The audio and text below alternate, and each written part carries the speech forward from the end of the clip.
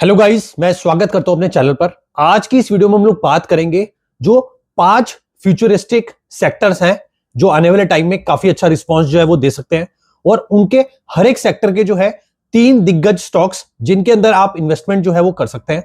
कोई भी इन्वेस्टमेंट करने से पहले आप अपने फाइनेंशियल एडवाइजर से डिस्कस जरूर करिएगा, ठीक है। तो एक एक करके जो है फ्यूचरिस्टिक सेक्टर्स के 3 दिग्गज शेयर्स हैं जो उनकी बात कर लेते हैं। सबसे पहला जो सेक्टर है वो है रेलवे का सेक्टर।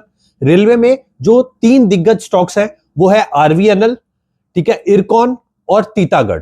तो ये जो 3 दिग्गज स्टॉक्स हैं ये रेलवे सेक्टर के हैं। आने वाले टाइम में जो बुलेट ट्रेन भी स्टार्ट हो रही है और काफी वो जो वंदे भारत भी लॉन्च हो रही है, तो इनमें जो है इन पर्टिकुलर स्टॉक्स को जो है वो फायदा हो सकता है। तो आप अगर चाहें तो आप अपनी इन्वेस्टमेंट इनमें स्टार्ट कर सकते हैं, अगर आपका जो पोर्टफोलियो है और जो आपका रिसर्च है वो भी इसको अलाउ करती है। तो दूसरा जो फ्यूचरिस्टिक सेक्टर है वो है डिफेंस का, जिसके जो 3 दिग्गज स्टॉक है वो है भारत इलेक्ट्रॉनिक्स, उसके बाद भारत डायनेमिक्स लिमिटेड, उसके बाद जो थर्ड है वो है एचएएल।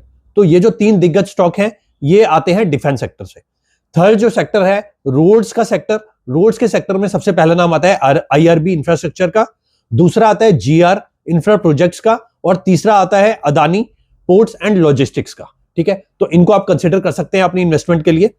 चौथा जो सेक्टर है जो काफी ज्यादा लुभावना है, सेमीकंडक्टर का जो सेक्टर है, उसके जो 3 दिग्गज स्टॉक्स हैं वो पहला नाम है डिक्सॉन का, दूसरा है बीएचईएल और तीसरा है सीजी पावर।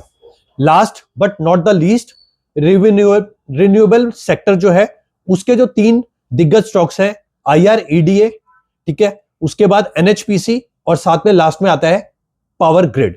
तो ये जो अलग अलग 5 सेक्टर्स हैं इनके 3 जो है दिग्गज स्टॉक्स मैंने आपके साथ शेयर किए। इनको आप अपनी वॉच लिस्ट में रख के इनमें जो है धीरे धीरे आप अपनी इन्वेस्टमेंट स्टार्ट कर सकते हैं। और इन्वेस्टमेंट जो है बाय ऑन डिप की स्ट्रेटजी पे अगर आप करेंगे तो वो बहुत ही ज्यादा जो है आपके लिए काफी अच्छा जो और काफी जो किफायती है वो रहने वाला है। बाय ऑन डिप का मतलब ये होता है कि आप उसको अपनी पोर्टफोलियो की लिस्ट में, वॉच लिस्ट में रखिए, और उसके बाद जब भी आपको लगे किसी पर्टिकुलर स्टॉक के अंदर जो है गिरावट आई है 5% से ऊपर की, तो आप उसको धीरे धीरे क्वांटिटी में, छोटी छोटी क्वांटिटी में अपने जो पोर्टफोलियो के अंदर ऐड कर सकते हैं।